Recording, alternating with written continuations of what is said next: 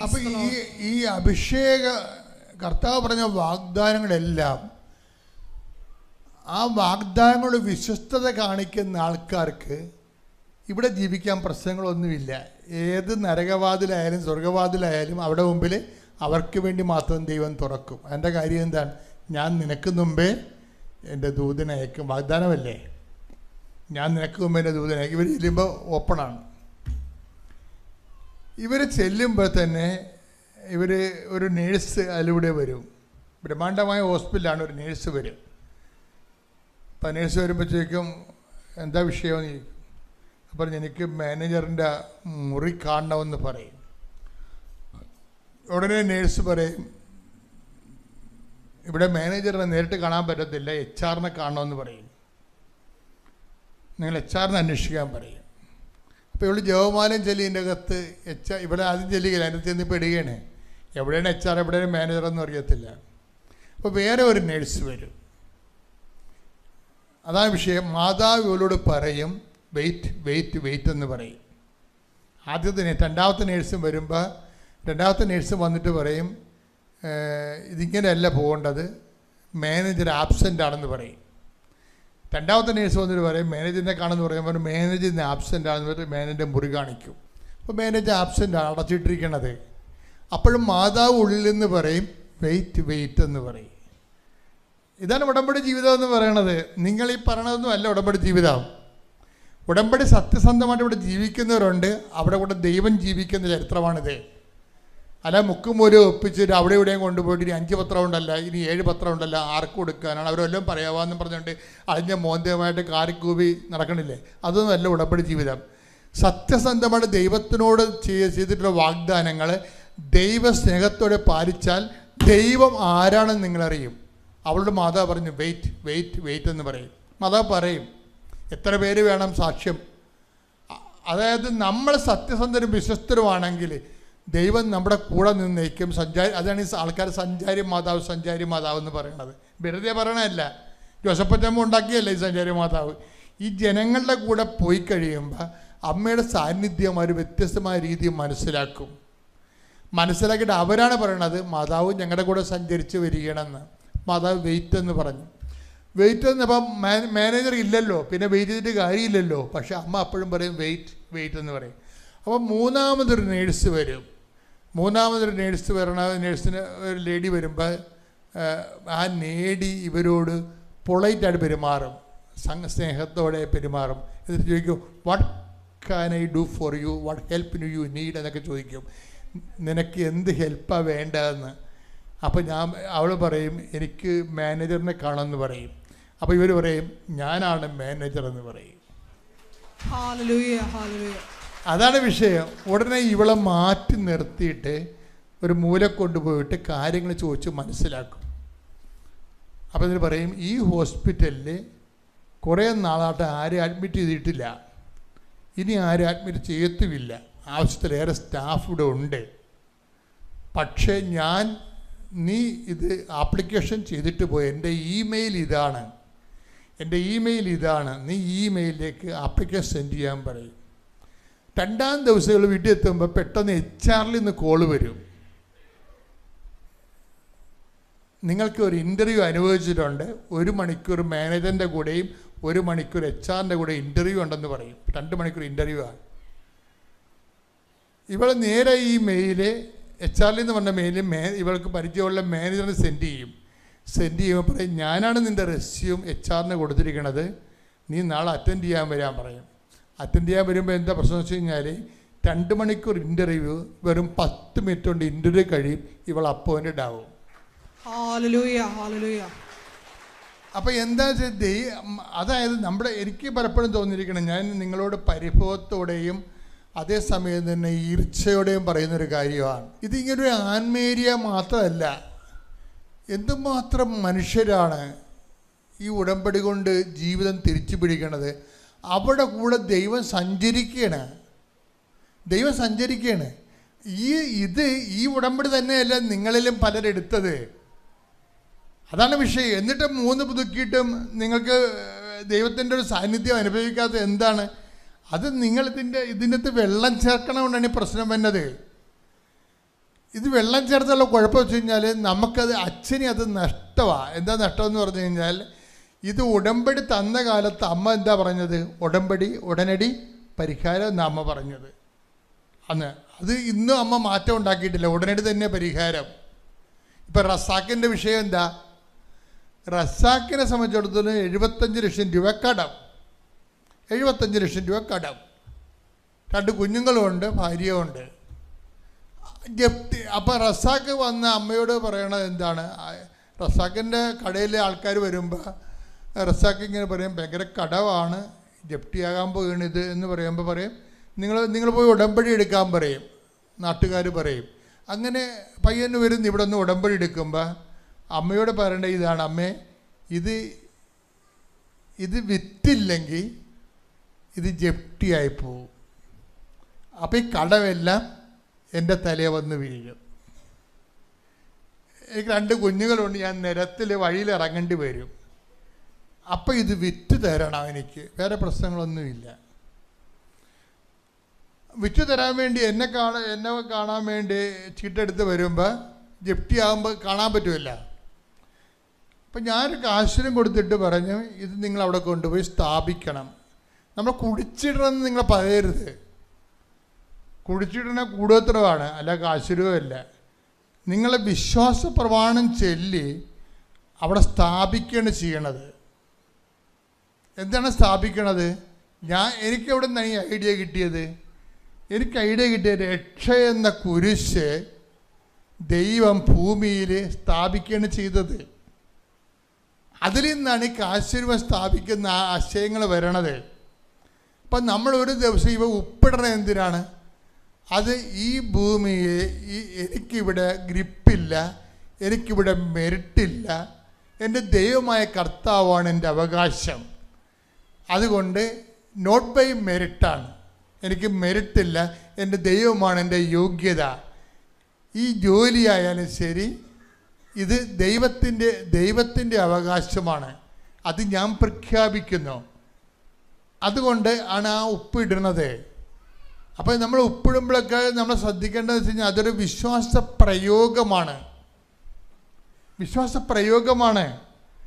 ആ സ്ഥലം 60 ലക്ഷം രൂപയ്ക്ക് ഉടനെ വിറ്റുപോകും, റസാക്കിൻ്റെ സ്ഥലം. പിന്നെ ഉടനെ വൈഫിന് ഹോസ്പിറ്റലിൽ ജോലിയാകും. ആ ജോലി കഴിഞ്ഞിട്ട് ഇസ്രയേലിലേക്ക് അവളിപ്പോൾ കയറിപ്പോകാൻ പോവുകയാണ്. പഴവടാന്നാണ് മാതാവ് ആ ഫയലെടുത്ത് ഒപ്പിട്ട് മാറേണ്ടത്. എന്തൊരു മാറ്റമാണ് പറഞ്ഞത്. അതുകൊണ്ടാണ് റസാക്ക് സാക്ഷ്യം പറയാൻ വേണ്ടി വരണത്. ഇപ്പം സാക്ഷ്യം പറയുമ്പോൾ എന്താണ്? ആ ഉടമ്പടിയുടെ ചെയ്വനകൾ പരിശോധിക്കുമ്പോൾ നമ്മൾ ഞെട്ടിപ്പോകും. 2000 പത്രമൊക്കെ ഒരു മുസ്ലിം എടുത്ത് വിതരണം ചെയ്യല്ലേ? വിതരണം ചെയ്യണല്ലേ? പ്രാർത്ഥിച്ചാണ് കൊടുക്കണത്. പ്രാർത്ഥിച്ചാണ് കൊടുക്കണത്. ഇവിടെ ഇന്നലെ പറയുകയാണെന്ന്, ഞാനും വൈഫും കുഞ്ഞുങ്ങളും കൂടി ജവമല റാലിക്ക് അർത്തിങ്ക വരെ പോയി. ഞാൻ തളർന്ന്, ഞാനിങ്ങനെ ഇത്രയും ഒന്നും നടന്നിട്ടില്ല. ഇത്തിരി തടിയുണ്ട് ആളിന്. അപ്പം നടന്നിട്ടില്ല. പക്ഷെ നടന്ന് ഒരു കണക്കിന് ഞാൻ എത്തിയിട്ട് ഞാനവിടെ കിടന്നപ്പോഴേ ഒരു തണുത്ത കാറ്റ് പോലെ എൻ്റെ കർത്താവ് എനിക്ക് ചുറ്റും നിന്നെന്ന് ഞാൻ അന്ന് അനുഭവിച്ച അഭിഷേകം എന്ന് പറഞ്ഞാൽ സഹിക്കാൻ പറ്റാത്തതാണ്. ഞാൻ ഉടനെ ചടകുടഞ്ഞ് എഴുന്നേറ്റ പോലെയാണ് ഈ ഊർജ്ജം. ആദ്യമായി കൃപാസന മാതാവിൻ്റെ പ്രത്യക്ഷീകരണത്തിൻ്റെ സാക്ഷിയാക്കിയതിന് 1000 നന്ദി. എൻ്റെ പേര് ഡിനു. ഞാൻ അയർലൻഡിൽ നിന്ന് വരുന്നു. ഞാൻ ലാസ്റ്റ് 9 മാസമായി അയർലൻഡിൽ നേഴ്സായി ജോലി ചെയ്യുന്നു. ഞാൻ ആദ്യമായി ഉടമ്പടി എടുത്തത് 5 ഓഗസ്റ്റ് 2024 ഉടമ്പടി എടുക്കാനുണ്ടായ സാഹചര്യം എന്താണെന്ന് വെച്ചാൽ, ഞാൻ മാൽദീവ്സിൽ 2014 തൊട്ട് നേഴ്സായി ജോലി ചെയ്ത് വരികയായിരുന്നു. പക്ഷേ അവിടെയുള്ള ജോലിയുടെ സ്ഥിരത നമുക്ക് ഉറപ്പുള്ളതല്ല, എപ്പോൾ വേണമെങ്കിലും മാറ്റാം. ഫാമിലി ആയിട്ട് ഞാൻ അവിടെ തന്നെയായിരുന്നു. പക്ഷേ എനിക്ക് അവിടുത്തെ ജോലി എപ്പോൾ വേണമെങ്കിലും പോകാം എന്നുള്ള സാഹചര്യം വന്നപ്പോൾ OET എഴുതേണ്ട ഒരു സാഹചര്യം വന്നു. എന്നെ സംബന്ധിച്ചിടത്തോളം ഞാൻ മലയാളം മീഡിയത്തിൽ പഠിച്ചതാണ്. എനിക്ക് ഇംഗ്ലീഷിന് വളരെ കുറഞ്ഞ മാർക്കാണ് എപ്പോഴും ഉണ്ടായിരുന്നത്. ഞാൻ ഇംഗ്ലീഷിൽ വളരെ പുവറാണ്. 2020 ഞാൻ ഒരു പ്രാവശ്യം OET എഴുതിയെങ്കിലും എനിക്കത് കിട്ടിയില്ല. എന്നെ സംബന്ധിച്ചിടത്തോളം അത് കിട്ടുക എന്ന് പറഞ്ഞാൽ വളരെ ബുദ്ധിമുട്ടുള്ള കാര്യമാണ്. അതുകൊണ്ട് തന്നെ പിന്നീട് ഞാൻ എഴുതിയിട്ടുണ്ടായിരുന്നില്ല. 2020 OET പഠിച്ചുകൊണ്ടിരുന്ന സമയത്ത് തന്നെ പലരും പറഞ്ഞിട്ട് കൃപാസന മാതാവിൻ്റെ സഹായത്താൽ നമുക്ക് OET പാസ്സാകാൻ പറ്റും എന്നുള്ളൊരു ബോധ്യം എൻ്റെ മനസ്സിലുണ്ടായിരുന്നു. അതുകൊണ്ട് തന്നെ OET ഒന്നുകൂടി എഴുതുന്നുണ്ടെങ്കിൽ ഇവിടെ വന്ന് ഉടമ്പടി എടുത്തിട്ടേ ഞാൻ എഴുതുള്ളൂ എന്ന് ഞാൻ തീരുമാനിച്ചിരുന്നു. പക്ഷേ സാഹചര്യവശാൽ രണ്ടാമത്തെ കുഞ്ഞുണ്ടായ സമയത്തിന് ശേഷമാണ് ഈ ജോലിയുടെ ബുദ്ധിമുട്ട്, ഇവിടെ നിൽക്കാൻ പറ്റില്ല എന്നുള്ളൊരു അവസ്ഥ വന്നത്. അതിനാൽ OET എഴുതാൻ തീരുമാനിച്ച സമയത്ത് ഞാൻ മാൽദീവ്സിലായതിനാൽ എനിക്ക് ഇവിടെ വന്ന് ഉടമ്പടി എടുക്കാൻ സാധിക്കുമായിരുന്നില്ല. അന്നേരം ഈ ഓൺലൈൻ ഉടമ്പടിയെക്കുറിച്ചൊന്നും എനിക്ക് അറിയില്ലായിരുന്നു. ഞാൻ പത്രം ഇതിനു മുന്നേ വായിച്ചിട്ടുണ്ട്, എങ്കിലും എനിക്ക് ഇതിനെക്കുറിച്ചൊരു പൂർണ്ണമായ ധാരണ ഉണ്ടായിരുന്നില്ല. അങ്ങനെ ഞാൻ ജസ്റ്റ് സെർച്ച് ചെയ്ത് നോക്കിയപ്പോഴാണ് ഇതിൻ്റെ കാര്യങ്ങളെക്കുറിച്ച് മനസ്സിലായത്. അങ്ങനെ നിബന്ധനകളെക്കുറിച്ചും ഒക്കെ വായിച്ചു. അങ്ങനെ ഓൺലൈൻ ഉടമ്പടി ഉണ്ടെന്ന് അറിഞ്ഞു. പക്ഷേ എനിക്ക് ആഗ്രഹം ആദ്യമായിട്ട് ഉടമ്പടി എടുക്കുമ്പോൾ ഇവിടെ വന്ന് എടുക്കണം എന്നാണ്. പക്ഷേ സാഹചര്യവശാൽ എനിക്കിവിടെ വന്ന് ഉടമ്പടി എടുക്കാൻ സാധിക്കുമായിരുന്നില്ല. അങ്ങനെ ഞാൻ വായിച്ചു നോക്കിയപ്പോൾ എനിക്ക് തോന്നി, പേപ്പറിൽ ഉടമ്പടി എടുത്താലല്ലോ, മാതാവുമായിട്ടല്ലേ ഞാൻ ഉടമ്പടി എടുക്കുന്നത്. അപ്പം എല്ലാ നിബന്ധനകളും പാലിച്ച് ഞാൻ അതുപോലെ ചെയ്യുകയാണെങ്കിൽ എനിക്ക് എന്തായാലും OET പാസ്സാകാൻ പറ്റുമെന്ന് ഞാൻ ഉറച്ചു വിശ്വസിച്ചു. അങ്ങനെ OET പഠിക്കാൻ തുടങ്ങി. എനിക്ക് കുഞ്ഞുണ്ടായിരുന്നു. അന്നേരം ജസ്റ്റ് ഒരു വയസ്സായിട്ടുണ്ടായിരുന്നുള്ളൂ. ജോലിക്ക് പോകണം. ഞങ്ങൾ അവിടെ മാൽദീവ്സിലായിരുന്നതിനാൽ എനിക്ക് ഫാമിലി സപ്പോർട്ടൊന്നുമില്ല. ആ സമയങ്ങളിൽ എനിക്ക് പ്രാക്ടീസ് ചെയ്ത് പഠിക്കുക എന്നുള്ളത് തന്നെ വലിയ കാര്യമാണ്. അതിനിടയ്ക്ക് എല്ലാം കൂടി മുന്നോട്ട് കൊണ്ടുപോകാൻ വളരെ പാടുള്ള സമയത്താണ്. അങ്ങനെ പ്രത്യക്ഷീകരണ പ്രാർത്ഥിക്കാൻ തുടങ്ങിയെങ്കിലും എനിക്കതൊരു പൂർണ്ണമായ വിശ്വാസമില്ല. സാക്ഷ്യങ്ങളെല്ലാം കേൾക്കും. എപ്പോൾ പലരും പറയുന്നുണ്ട് സുഗന്ധാഭിഷേകം ലഭിച്ചു അങ്ങനെയൊക്കെ. അപ്പോൾ അത് കേൾക്കുമ്പോൾ എനിക്കതൊക്കെ വെറുതെ പറയുന്നതാണോ എന്ന് എൻ്റെ മനസ്സിലുണ്ടായിരുന്നു. അങ്ങനെ ഒരു ദിവസം പ്രത്യക്ഷീകരണ പ്രാർത്ഥന യൂട്യൂബിൽ ഞാൻ കേട്ടോണ്ട് നിൽക്കുന്ന സമയത്ത് എനിക്ക് ശക്തമായ മുല്ലപ്പൂവിൻ്റെ മണം അനുഭവപ്പെട്ടു. പെട്ടെന്ന് തന്നെ ഇതെന്താ മുല്ലപ്പൂവിൻ്റെ മണം എന്നോർത്ത് ഞാൻ അവിടേക്ക് നോക്കിയപ്പോൾ എനിക്കൊന്നും കാണാൻ പറ്റിയില്ല. അപ്പോൾ എൻ്റെ കൂടെ മൂത്ത മകളുണ്ടായിരുന്നു. അവൾ പറഞ്ഞു അവൾക്കും മുല്ലപ്പൂവിൻ്റെ മണം അനുഭവപ്പെട്ടു എന്ന്. പക്ഷേ ഹസ്ബൻഡിന് മണവും അനുഭവപ്പെട്ടില്ല. അത് എനിക്ക് വലിയൊരു വിശ്വാസത്തിൻ്റെ അനുഭവമായി മാറി. മാതാവിന് സഞ്ചാരി മാതാവാണ്. അത് മാതാവിനിപ്പോൾ മാൽദീവ്സ് എന്നല്ല, എവിടെയാണേലും എൻ്റെ അടുത്ത് സഞ്ചരിക്ക് എത്താൻ പറ്റും എന്നുള്ള പൂർണ്ണ ബോധ്യം എനിക്ക് അന്നേരം അനുഭവപ്പെട്ടു. അങ്ങനെ ഞാൻ ഉറച്ചു വിശ്വസിച്ച് പ്രാർത്ഥിച്ചു. മാൽദീവ്സിൽ പള്ളിയൊന്നും ഇല്ലാത്തതിനാൽ എനിക്ക് കുർബാനയ്ക്കൊന്നും പോകാൻ കഴിയുമായിരുന്നില്ല. എന്നാലാണ് ഓൺലൈനായിട്ട് കുർബാന എന്നും കാണാൻ തുടങ്ങി. എന്നും പ്രാർത്ഥന ചെല്ലും. കറക്റ്റ് 2 മണിക്ക് മാതാവ് പ്രത്യക്ഷപ്പെട്ട സമയത്ത് ഞാൻ പ്രാർത്ഥന ചെല്ലും. അങ്ങനെ കാരുണ്യ പ്രവൃത്തികളായിട്ട് എനിക്ക് അവിടെ ഒന്നും ചെയ്യാൻ പറ്റുന്ന സാഹചര്യമല്ലാത്തതിനാൽ ഞാൻ കാശ് അയച്ചു കൊടുത്ത് വീട്ടിൽ മമ്മിയെ കൊണ്ട് ഓൾഡ് ഏജ് ഹോമിൽ കാശ് കൊടുക്കുകയും ഗവൺമെൻറ് ഹോസ്പിറ്റലിൽ ഫുഡ് സെർവ് ചെയ്യുന്ന ആളെയൊക്കെ പൈസ കൊടുത്ത് ഫുഡ് കൊടുപ്പിക്കുകയൊക്കെ ചെയ്യുമായിരുന്നു. അങ്ങനെ OET എഴുതാൻ വേണ്ടി ജൂണിൽ നാട്ടിൽ വന്നു. എനിക്ക് ഉടമ്പടിയുടെ വസ്തുക്കളൊന്നും എൻ്റെ കയ്യിൽ ഉണ്ടായിരുന്നില്ല. പക്ഷേ എനിക്ക് അതെന്തെങ്കിലും ഉണ്ടെങ്കിൽ മാത്രമേ എനിക്ക് പാസ്സാകാൻ പറ്റുള്ളൂ. ഒരു മാതാവിൻ്റെ ഒരു സാന്നിധ്യം എൻ്റെ കൂടെ ഉണ്ടാവണമെന്ന് വലിയ ആഗ്രഹമുണ്ടായിരുന്നു. അങ്ങനെ മമ്മി എൻ്റെ വീടിൻ്റെ അയൽവാസികൾ 2 പേരും ഉടമ്പടി എടുത്തിട്ടുണ്ടായിരുന്നു. അപ്പോൾ അവരോട് കുറച്ച് ഉപ്പ് തരുമോയെന്ന് ചോദിച്ചു. പക്ഷേ അവർ ഉപ്പ് തരാൻ സമ്മതിച്ചില്ല. അവർ പറഞ്ഞു അച്ഛൻ കൊടുക്കരുതെന്ന് പറഞ്ഞിട്ടുണ്ടെന്ന്. പക്ഷേ പിന്നീടുള്ള അവർക്ക് എന്തു പറ്റിയെന്ന് അറിയില്ല, അവർ മമ്മിയിൽ ഉപ്പ് കൊടുത്തു. അങ്ങനെ ഞാൻ OET എക്സാമിന് വന്നപ്പം ഉപ്പും കൊണ്ടാണ് എക്സാമിന് പോയത്. ആരും ചവിട്ടാത്ത സ്ഥലത്ത് ഉപ്പിട്ട് ഞാൻ പ്രാർത്ഥിച്ചു, വിശ്വാസപ്രമാണം ചൊല്ലി. ഓരോ മോഡ്യൂളിലും ഓരോ പേപ്പറിലും ഞാൻ ഉപ്പ് ചെറുതായിട്ട് തൊട്ട് പ്രാർത്ഥിച്ചു. എല്ലാവർക്കും അറിയായിരിക്കും ഉപ്പ് നമുക്ക് അതിനുള്ളിൽ കയറ്റാൻ പറ്റില്ല. ഒരു പൗച്ച് എൻ്റെ കയ്യിലുണ്ടായിരുന്നു. ഞാൻ അതിൽ ഉപ്പ് വളരെ തീരെ പൊടിയാണ് ഇട്ടത്, ആർക്കും കാണാൻ പറ്റാവുന്ന രീതിയിലല്ല. അതുകൊണ്ട് തന്നെ അവർ ചെക്ക് ചെയ്തപ്പോൾ അവർക്കത് നോക്കാൻ പറ്റില്ലായിരുന്നു. ഞാൻ ആ ഉപ്പിൻ്റെ സാന്നിധ്യത്തിലാണ് ഓരോ മോഡ്യൂളും എക്സാം എഴുതിയത്. എക്സാം എഴുതി കഴിഞ്ഞ് ഞാൻ തിരിച്ചു പോയി. എനിക്ക് ആകെ 2-3 ദിവസം ഉണ്ടായിരുന്നുള്ളൂ. ഞാൻ എക്സാമിന് കഴിഞ്ഞ് തിരിച്ചു പോയി. റിസൾട്ട് വരുന്നതിന് മുന്നായിട്ട് എനിക്ക് സ്വപ്നത്തിൽ മാതാവിൻ്റെ 12 നക്ഷത്രം വെച്ച മാതാവിൻ്റെ സ്വപ്നം കണ്ടു. അതേപോലെ റിസൾട്ട് 3 ബിയും 1 സിയും സി ആണോ C+ ആണോ എന്ന് എനിക്ക് അറിയില്ലാതെ തന്നെ ആദ്യം തന്നെ റിസൾട്ട് വരുന്നതിന് തന്നെ ഞാനത് സ്വപ്നത്തിൽ കണ്ടു. അപ്പോൾ C+ ആയിരിക്കും എന്നാണ് ഞാൻ വിചാരിച്ചത്. പക്ഷേ റിസൾട്ട് വന്നപ്പോൾ 3 ബിയും 1 സി ആണ് ഉണ്ടായത്. ആ റിസൾട്ട് വെച്ചിട്ട് എനിക്ക് എവിടെയും പോകാൻ സാധിക്കുമായിരുന്നില്ല. അതിനാൽ ഞാൻ നോക്കുമ്പോൾ സി വെച്ച് റൈറ്റിങ്ങിനാണ്. അപ്പോൾ റീവാലുവേഷൻ കൊടുക്കുക എന്ന് എന്നെ പഠിപ്പിച്ച ട്യൂട്ടർ പറഞ്ഞു. അങ്ങനെ ഞാൻ റീവാലുവേഷന് കൊടുത്തു. സാധാരണ റീവാലുവേഷൻ കൊടുത്തു കഴിഞ്ഞാൽ അത് കിട്ടണമെങ്കിൽ മിനിമം 1.5 മാസമെങ്കിലും എടുക്കും. അങ്ങനെയുള്ള സമയത്ത് 9 ദിവസത്തിനുള്ളിൽ റിസൾട്ട് വന്നു. റിസൾട്ട് ഞാൻ തുറക്കുന്നതിന് മുന്നേ പോലും മുട്ടുകുത്തി നിന്ന് മാതാവിൻ്റെ മുന്നിൽ വിശ്വാസപ്രമാണം പ്രാർത്ഥിച്ച് ഉപ്പ് വെച്ച് ഫോണിൽ വരച്ചിട്ടാണ് ഞാൻ റിസൾട്ട് തുറന്നത്. അങ്ങനെ മാതാവിൻ്റെ സഹായത്താൽ അങ്ങനെ OETക്ക് എനിക്ക് C+ റൈറ്റിങ്ങിന് കിട്ടി. അങ്ങനെ എനിക്ക് അയർലൻഡ് + UK സ്കോർ കിട്ടി. മാതാവ് എന്നെ അനുഗ്രഹിച്ചു. അതിന് ശേഷം എനിക്ക് മുന്നോട്ടുള്ള ഓപ്ഷൻ അയർലൻഡ് ഓർ UK ആയിരുന്നു. അങ്ങനെ CBT എഴുതാൻ വേണ്ടി നാട്ടിൽ വന്നു. ആദ്യം ഞാൻ പ്രിഫർ ചെയ്തത് ഉടമ്പടി എടുക്കാനാണ്. ഇവിടെ വന്ന് ഉടമ്പടി എടുത്തു. അങ്ങനെയാണ് ഓഗസ്റ്റ് 5-ന് ഇവിടെ വന്ന് ഞാൻ ഉടമ്പടി എടുക്കുന്നത്. ഉടമ്പടിയിൽ തന്നെ നിയോഗമായിട്ട് വെച്ചത് എനിക്ക് നല്ലൊരു ജോലി തന്ന് അനുഗ്രഹിക്കണമെന്നാണ്. എനിക്ക് അയർലൻഡിലാണോ UK ആണോ എന്നൊന്നും അറിയുമായിരുന്നില്ല. അങ്ങനെ എനിക്ക് ജനുവരിയിൽ ജോലി ലഭിച്ചു. ജോലി അന്നേരം ഒന്നും കിട്ടുന്ന അവസരമല്ലായിരുന്നു. കാരണം എല്ലാവർക്കും അറിയാം UK ആൻഡ് അയർലൻഡ് ഈ 2025 സമയത്ത് ഫുള്ളി സ്റ്റോപ്പ് ചെയ്ത ടൈമാണ്. ഒന്നും തന്നെ റിക്രൂട്ട്മെൻറ്റ് നടക്കുന്നുണ്ടായിരുന്നില്ല. അങ്ങനെയുള്ള അവസരത്തിലാണ് നേഴ്സിംഗ് ഹോമിലേക്ക് എനിക്ക് ഇൻ്റർവ്യൂ വരുന്നത്. ഇൻ്റർവ്യൂവിനാണെങ്കിൽ 8 പേരുണ്ടായിരുന്നതിൽ ആകെ 3 പേരെയാണ് സെലക്ട് ചെയ്തത്. അതിലൊരാൾ ഞാനായിരുന്നു. അങ്ങനെ മാതാവിൻ്റെ അനുഗ്രഹത്താൽ ജോലി ലഭിച്ചു. പിന്നീടുള്ള കടമ്പ ആപ്റ്റിറ്റ്യൂഡാണ്. ആപ്റ്റിറ്റ്യൂഡ് എന്ന് പറഞ്ഞു കഴിഞ്ഞാൽ ഓസ്കി പോലെ തന്നെ 14 സ്റ്റേഷനുള്ള ഇതാണ്. എല്ലാം അറ്റൻഡ് ചെയ്യാമെന്ന് പറഞ്ഞാൽ അതും എനിക്ക് വളരെ കഷ്ടപ്പാടുള്ള കാര്യമാണ്. എനിക്ക് പഠിച്ച് പരീക്ഷ എഴുതുന്നതിനേക്കാൾ ആരെങ്കിലും ഫേസ് ചെയ്യുക എന്നുള്ളത് വളരെ ബുദ്ധിമുട്ടുള്ള കാര്യമാണ്. അങ്ങനെയുള്ളപ്പോൾ ഈ ആപ്റ്റിറ്റ്യൂഡ് പ്രാക്ടിക്കൽ എക്സാം കടന്നു പോകുക എന്നുള്ളത് വളരെ ബുദ്ധിമുട്ടാണ്. വിജയശതമാനം വളരെ കുറവാണ്. അങ്ങനെ ആപ്റ്റിറ്റ്യൂഡ് മെയ് 17-18 പോകുന്നതിന് മുന്നേ ഇവിടെ വന്ന് അച്ഛൻ്റെ ബ്ലെസ്സിങ് മേടിച്ചിട്ടാണ് ഞാൻ എക്സാമിന് പോയത്. എക്സാമിന് ഫസ്റ്റ് അറ്റംപ്റ്റിൽ തന്നെ എനിക്ക് പാസ്സാകാൻ പറ്റി. പിന്നീട് ജോലിക്ക് വേണ്ടിയിട്ട് പേപ്പർ വർക്കുകൾ വളരെ കൂടുതലാണ്. രജിസ്ട്രേഷനൊക്കെ കിട്ടാൻ പലർക്കും 1 മാസമൊക്കെ എടുക്കുന്ന സമയത്ത് എനിക്ക് 2 ദിവസം കൊണ്ട് തന്നെ നഴ്സിംഗ് രജിസ്ട്രേഷൻ റെഡിയാവുകയും 2 ദിവസത്തിനുള്ളിൽ തന്നെ ഞാൻ നഴ്സായിട്ട് തന്നെ ജോലിക്ക് കയറാൻ പറ്റി. ജോലിക്ക് കയറിയെങ്കിലും വളരെ ബുദ്ധിമുട്ടുകളാണ് അവിടെ അനുഭവിച്ചത്. പെട്ടെന്നുള്ള ചേഞ്ചും അവിടെയുള്ള കാര്യങ്ങൾ എനിക്ക് മാനേജ് ചെയ്യാൻ വളരെ ബുദ്ധിമുട്ടുകളായിരുന്നു. ഓരോ ദിവസവും ജോലിക്ക് പോകുന്നത് മാതാവിൻ്റെ ഉപ്പ് പോക്കറ്റിലിട്ടിട്ടാണ്. എനിക്ക് അത്രയും ബലമാണ് ഉപ്പ് കൊണ്ട് പോകുമ്പോൾ. മാതാവും കൂടെ ഉണ്ടെന്നുള്ളൊരു സാന്നിധ്യമാണ് എനിക്കപ്പോൾ ഫീൽ ചെയ്യുന്നത്.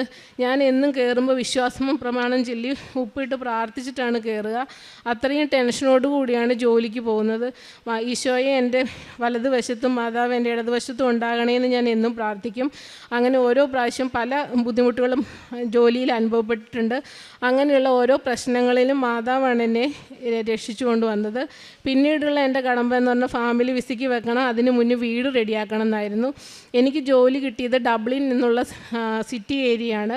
അവിടെ ഒരു വീട് ലഭിക്കുക എന്ന് പറഞ്ഞാൽ വളരെ പാടാണ്. റെൻറ്റിന് തന്നെ വീട് കിട്ടാൻ വളരെ പാടാണ്. അതും ഭയങ്കര പൈസയാണ്. നമ്മൾ ഒത്തിരി രൂപ കൊടുക്കണം.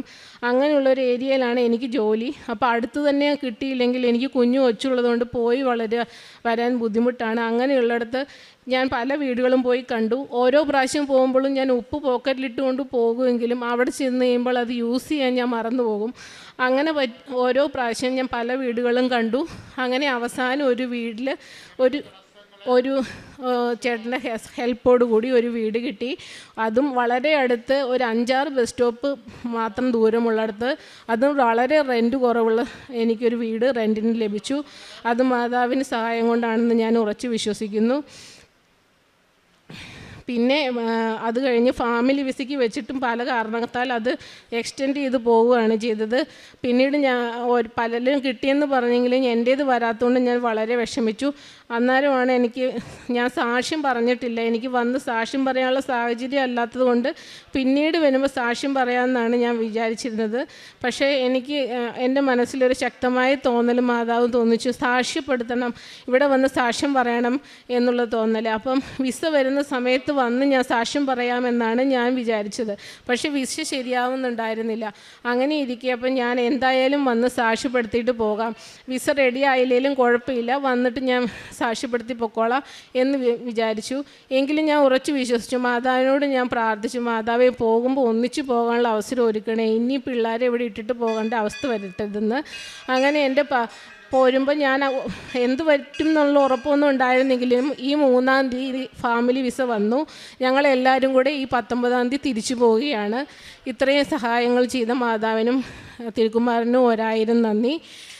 ഞാൻ പ്രേക്ഷിത പ്രവർത്തനമായിട്ട് ചെയ്യുന്നത് അച്ഛൻ്റെ ഡെയിലി ബ്രെഡ് ഷെയർ ചെയ്ത് കൊടുക്കും, ധ്യാനം എല്ലാം സ്റ്റാറ്റസ് ഇടും. പിന്നെ മെയിനായിട്ട് പത്രങ്ങൾ ഇവിടെ ഞാൻ ഒരു 3 പ്രാവശ്യം വന്നിട്ടുണ്ട്. അതിന് മുന്നേ ഒരു പ്രാവശ്യം മമ്മിയെ കൊണ്ട് പത്രങ്ങൾ മേടിപ്പിച്ച് എല്ലാ പ്രാവശ്യവും അറിയാത്ത സ്ഥലങ്ങളിലൊക്കെ പോയി ആൾക്കാർക്ക് കൊടുക്കാറുണ്ട്. കാരുണ്യപ്രവൃത്തിയായിട്ട് ഞാൻ നാട്ടിലുള്ള സമയങ്ങളിൽ ഓൾഡ് ഏജ് ഹോമിൽ പോവുകയും ഗവൺമെൻറ് ഹോസ്പിറ്റലിൽ ഫുഡ് സെർവ് ചെയ്യാൻ വേണ്ടി പൈസ കൊടുത്ത് അവിടെ പോയി നിന്ന് അവർക്ക് വിളമ്പി കൊടുക്കാറുണ്ട്. അല്ലാത്ത സമയങ്ങളിൽ മമ്മിയോ അല്ലെങ്കിൽ ഫാദറിനെയോ ഏൽപ്പിച്ചിട്ട് ഓൾഡ് ഏജ് ഹോമിൽ പൈസ കൊടുക്കാറുണ്ട്. കുമ്പസാരം ആണെങ്കിലും ഞാൻ എല്ലായ്പ്പോഴും ഒന്നും കറക്റ്റായിട്ട് ചെയ്യുന്നുണ്ടായിരുന്നില്ല. ഇപ്പോൾ എത്രയും പെട്ടെന്ന് മാക്സിമം ഞാൻ അവിടെ ചെന്ന് കഴിയുമ്പോൾ മലയാളം കുർബാനയുള്ള സ്ഥലം തപ്പി പിടിച്ച് പോകും. തണുപ്പുള്ളതാണെങ്കിലും കുർബാനയ്ക്ക് പോകാൻ മടിയാണ്. പക്ഷേ മൈനസൊക്കെ വന്നു കഴിയുമ്പോൾ പുറത്തിറങ്ങാൻ അത്രത്തോളം തണുപ്പാണെങ്കിലും എനിക്ക് പറ്റുന്ന അവസരങ്ങളിലെല്ലാം ഞാൻ പോയി കുർബാന കൂടാറുണ്ട്. ദൈവം അനുഗ്രഹിച്ച് എനിക്ക് അടുത്ത് തന്നെ ഒരു ഇംഗ്ലീഷ് പുള്ളി തന്ന് അനുഗ്രഹിച്ചിട്ടുണ്ട്. ഈശോയ്ക്കും മാതാവിനും 1000 നന്ദി. എൻ്റെ പേര് അനിത. ഞാൻ ഇടുക്കി ജില്ലയിലെ വണ്ടിപ്പെരിയാറ്റിൽ ഇരുന്നാണ് വരുന്നത്. ഞാൻ ആദ്യമായിട്ട് ഉടമ്പടി എടുത്തത് 2024 നവംബർ 16-ാം തീയതി. ആദ്യമായിട്ട് ഞാൻ അൽത്താറയിൽ എൻ്റെ തിരുക്കുമാരനും മാതാവിനും നന്ദി പറയുന്നു. ഞാൻ ഇവിടെ ആദ്യമായിട്ട് ഉടമ്പടി എടുത്തത് ഒരു വീടും സ്ഥലവും വേണം എന്നാഗ്രഹിച്ചായിരുന്നു ഉടമ്പടി എടുത്തത്. ഞാനൊരു കുഞ്ഞു വീടും 5 ലക്ഷം രൂപയ്ക്ക് ഒരു 5 സെൻറ്റ് വീടുമാണ് ഞാൻ ഈശോയോടും മാതാവിനോടും ചോദിച്ചത്. എൻ്റെ ഈശോയും മാതാവും എനിക്ക് തന്നത് 15.5 ലക്ഷം രൂപയ്ക്ക് 15 സെൻറ്റ് സ്ഥലം 3 നില വീടുമായിരുന്നു എനിക്ക് അനുഗ്രഹിച്ച് തന്നത്. ഈ സ്ഥലത്തിൻ്റെ കാര്യം വന്നപ്പം തലേദിവസം എനിക്കൊരു ചായ കുടിക്കാൻ പോലും 15 രൂപ എടുക്കാൻ എൻ്റെ കയ്യിലില്ലായിരുന്നു. എന്നിട്ടാണ് ഈ 15.5 ലക്ഷം രൂപ, അതുപോലെ ഈ ആധാരം എഴുത്തൊക്കെ ആയിട്ട് അങ്ങനെ 1 ലക്ഷത്തി സംതിങ് ആയിരുന്നു. എല്ലാം കൂടെ 15 ദിവസം കൊണ്ട് തന്നെ എൻ്റെ മാതാവ് എനിക്ക് അനുഗ്രഹിച്ച് തന്ന് നാളെയാണ് ഞങ്ങൾ ആ വീട്ടിലോട്ട് താമസം മാറാൻ പോകുന്നത്. അതുപോലെ തന്നെ രണ്ടാമത്തെ സാക്ഷ്യമാണ് എനിക്കൊരു ജോലി. ഞാനൊരു പ്രൈവറ്റ് ഹോസ്പിറ്റലിൽ വർക്ക് ചെയ്യുമായിരുന്നു, സ്റ്റാഫ് നേഴ്സായിട്ട് വർക്ക് ചെയ്യുന്നുണ്ടായിരുന്നു. അപ്പം ഞാൻ 2025 മാർച്ച് 1-ാം തീയതി അവിടെ റിസൈൻ വെച്ചു. റിസൈൻ പീരീഡിൽ ഞാൻ മാതാവിനോടും ഈശോയോടും ചോദിച്ചാണ് എനിക്കൊരു ജോലി, ഇവിടെ നിന്ന് ഇറങ്ങുമ്പം എനിക്കൊരു ജോലി വേണമെന്ന് ഞാൻ ആഗ്രഹിച്ച് ചോദിച്ചിട്ടുണ്ടായിരുന്നു. മാതാവും ഈശോയും എനിക്ക് അനുഗ്രഹിച്ച് തന്നാണ്. ഞാൻ ഏപ്രിൽ 24-ാണ് എൻ്റെ റിസൈൻ പീരീഡ് അവിടെ കംപ്ലീറ്റ് ആകുന്നത്. ഏപ്രിൽ 11-ാം തീയതി തന്നെ മാതാവ് എനിക്ക് അനുഗ്രഹിച്ചൊരു ജോലി തന്നു. ഇപ്പം ഞാൻ വണ്ടിപ്പെരിയാർ ചപ്പാത്തിൽ ആലടി ഹോസ്പിറ്റലിൽ പാലിയേറ്റീവ് നഴ്സായിട്ട് വർക്ക് ചെയ്യുവാണ്. 10 മാസമായി ഞാൻ അവിടെ ജോലിക്ക് കയറി. മാതാവിൻ്റെ പ്രസൻസ് എന്ന് വെച്ചാൽ എനിക്ക് ഒരുപാടുണ്ടായിട്ടുണ്ട്. മാതാവിൻ്റെ മുല്ലപ്പൂ സുഗന്ധം ആദ്യമൊക്കെ ഉടമ്പടിയിൽ 90 ദിവസം ഭയങ്കര ഇതായിട്ടാണ് ഞാൻ ഉടമ്പടി ചെയ്തത്. അത് കഴിഞ്ഞ് കുറച്ചൊക്കെ ഞാൻ ഉഴപ്പിയായിരുന്നു. ബൈബിൾ വായന അതുപോലെ ധ്യാനമൊന്നും ഞാൻ കൂടുന്നില്ലായിരുന്നു. പക്ഷേ ഓരോ അച്ഛൻ്റെ ധ്യാനത്തിൽ ഞാൻ പിന്നെ കേട്ടു ബൈബിൾ വായിക്കണം. അതുപോലെ തന്നെ ഓരോന്നും കേൾക്കും തോറും ഒരുപാട് ഞാൻ ചെയ്യാൻ തുടങ്ങി. പിന്നെ ഞാൻ പ്രേക്ഷിത പ്രവർത്തനമായിട്ട് ചെയ്തിട്ടുള്ളതെന്ന് വെച്ചാൽ ഞാൻ ഒരു പാലിയേറ്റീവ് നേഴ്സ് ആയതുകൊണ്ട് ഒരുപാട് രോഗികളെ ഞാൻ കാണുന്നുണ്ട്. എല്ലാ രോഗികളെയും ഞാൻ സഹായിക്കണമെന്ന് ആഗ്രഹിക്കുന്നുണ്ട്. എൻ്റെ സാലറി ഇരുന്ന് ഒരു ചെറിയ വിഹിതം എടുത്തു വെച്ച് മരുന്നില്ലാത്തവർക്ക് മരുന്ന് വാങ്ങിച്ചു കൊടുക്കാറുണ്ട്. അതുപോലെ ഡയപ്പർ, അതുപോലെ അവരെ ഞാൻ സഹായിക്കുന്നു വെച്ചാൽ ഈ നോക്കാൻ ആരുമില്ലാത്ത അമ്മമാരെ അച്ഛന്മാരെയൊക്കെ ഒരു മടി കൂടാതെ ഞാൻ കുളിപ്പിക്കും. അതുപോലെ ഡയപ്പർ മാറ്റി കൊടുക്കും. അവിടെ ചെല്ലുമ്പം അവർക്ക് എന്തൊക്കെ ചെയ്യണം എല്ലാം ചെയ്തു കൊടുക്കും. ഒരു മടിയില്ലാതെ ഞാൻ ചെയ്യുമായിരുന്നു. അതുപോലെ പത്രം വാങ്ങിച്ചിട്ട് വന്ന് ഞാനും എൻ്റെ കൊച്ചും കൂടെയാണ് ഓരോ വീടുകളിൽ, അത് ഹിന്ദു ക്രിസ്ത്യൻ അങ്ങനെ ഒന്നും അല്ലായിരുന്നു ഞാൻ നോക്കിക്കൊണ്ടിരുന്നത്, എല്ലാവർക്കും കയറി കൊടുക്കുമായിരുന്നു. അതുപോലെ എനിക്ക് ശരിക്കും മാതാവിനെ അറിയാം. ഞാൻ ഒരു ഹിന്ദുവാണ്, പക്ഷേ ഈശോയെ എനിക്കറിയില്ലായിരുന്നു. ഉടമ്പടി എടുത്തു കഴിഞ്ഞിട്ടാണ് ഈശോയും ഈശോയുടെ വചനങ്ങളും ഒരുപാട് ഞാൻ കേട്ട് ഇപ്പം എനിക്ക് ഈശോയെ നന്നായിട്ടറിയാം. ഈശോ മാതാവിനോട് ചോദിച്ചാൽ മാതാവ് ഈശോയോട് അത് വാങ്ങിച്ചു തരും എന്നുള്ള ഉറപ്പുണ്ട്. ഞാൻ മനസ്സ് ഒന്ന് ആഗ്രഹിച്ചാൽ മതി, അതെനിക്ക് കിട്ടും. നമ്മൾ നാളെയാണ് ഞങ്ങൾ കയറി താമസം വെച്ചിരിക്കുന്നത്. അങ്ങോട്ട് കയറി താമസിക്കാൻ ഞാൻ മാതാവിനോട് പറഞ്ഞു, എനിക്ക് അതിൻ്റെ മുമ്പ് എൻ്റെ മാതാവിനെ ഈശോ ഒന്ന് കാണണമെന്ന്. അങ്ങനെയാണ് ഞങ്ങളിവിടെ എത്തിയത്. പിന്നെയാണ് എൻ്റെ കുഞ്ഞിന് 6 വയസ്സുണ്ട്, 1ാം ക്ലാസ്സിൽ പഠിക്കുകയാണ്. അപ്പം ഞങ്ങൾ എറണാകുളത്ത് താമസിച്ചുകൊണ്ടിരുന്നപ്പം ഞാൻ ആഗ്രഹിച്ചായിരുന്നു കുഞ്ഞിനൊരു നല്ലൊരു സ്കൂള്. ഏപ്രിൽ മാസം ആയതുകൊണ്ട് അഡ്മിഷൻ എല്ലാ സ്ഥലത്തും സ്റ്റാർട്ട് ചെയ്തിട്ടുണ്ടായിരുന്നു. അന്നേരം ഞാൻ ഈശോയോട് ചോദിച്ചു, ഈശോ എൻ്റെ കുഞ്ഞിന് നല്ലൊരു സ്കൂള് വേണം എന്നുള്ളൊരു ആഗ്രഹം ഉണ്ടായിരുന്നു. CBSE പഠിപ്പിക്കണമെന്നൊക്കെ ആഗ്രഹം ഉണ്ടായിരുന്നു.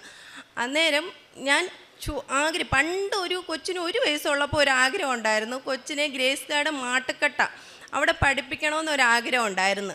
പക്ഷേ ഒരിക്കലും നടക്കാത്തതാണ്, ഒരുപാട് ഫീസും ഉണ്ട്. അതുപോലെ അവിടെ ഞങ്ങൾ താമസിക്കുന്ന അവിടെ ഇരുന്ന് വിട്ട് ഒരിക്കലും പഠിപ്പിക്കാൻ പറ്റത്തില്ല.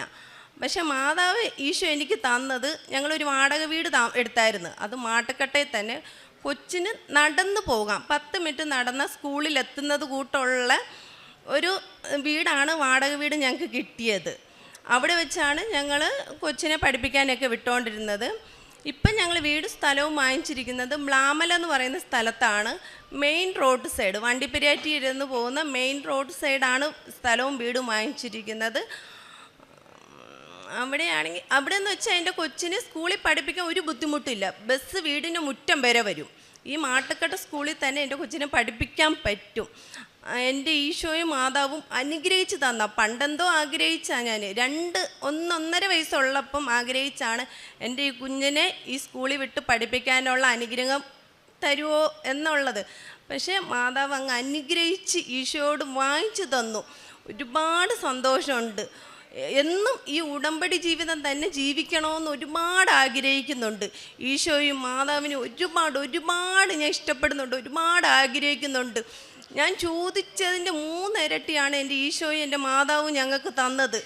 എനിക്കൊരു സ്ഥലത്ത് ഇങ്ങനെ കയറി നിന്ന് സംസാരിക്കാൻ പേടിയാണ്, വിറയ്ക്കും.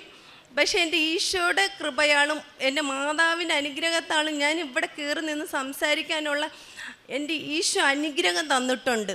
ഒരിക്കലും ഞങ്ങളെ കൊണ്ട് പറ്റുന്നതല്ല ഈ 15.5 ലക്ഷം രൂപയ്ക്ക് ഒരു വീടും സ്ഥലവും വാങ്ങിക്കുക എന്ന് പറയുന്നത്. പക്ഷേ എൻ്റെ കഴിവല്ല, എൻ്റെ ഈശോ തന്ന കൃപയാലാണ് ഞങ്ങൾ ഇവിടെ വരെ എത്തിച്ചേർന്നിരിക്കുന്നത്. അതുപോലെ തന്നെ നാളെയാണ് ഞങ്ങൾ അവിടെ കയറി താമസിക്കാൻ പോകുന്നത്. പിന്നെ എൻ്റെ കുഞ്ഞിന് പനിക്കുമായിരുന്നു, മാസത്തിൽ 2 വട്ടം പനിക്കും. 2 വട്ടം ചെന്ന് ആൻറ്റിബയോട്ടിക്സ് എടുത്താൽ മാത്രം മാറുകയുള്ളൂ. കണ്ടിന്യൂസ് പനിയായിരുന്നു, അതും പനിക്കുന്നത് 1 or 2 ഒക്കെ ആയിരുന്നു. അപ്പം നല്ല പേടിയുണ്ടായിരുന്നു. അന്നേരം ഈ ഉടമ്പടി തൈലവും ഉപ്പും കൊടുത്ത് ഞാൻ പ്രാർത്ഥിച്ചു. പിന്നെ എൻ്റെ കൊച്ചിന് പനി വന്നിട്ടില്ല. ലാസ്റ്റ് പനി വന്നതെന്ന് വെച്ചാൽ 2024 ജനുവരി 1-ാം തീയതിയാണ് ന്യൂമോണിയ ആയിട്ട് കൊച്ച് ഒരാഴ്ച അഡ്മിറ്റായിരുന്നു അമൃതയിൽ. പിന്നെ എൻ്റെ കൊച്ചിന് പനി വന്നിട്ടില്ല. ഇപ്പോഴും എന്നും ഉടമ്പടി തൈലവും ഉപ്പും എന്നും അവന് കൊടുക്കുന്നുണ്ട്.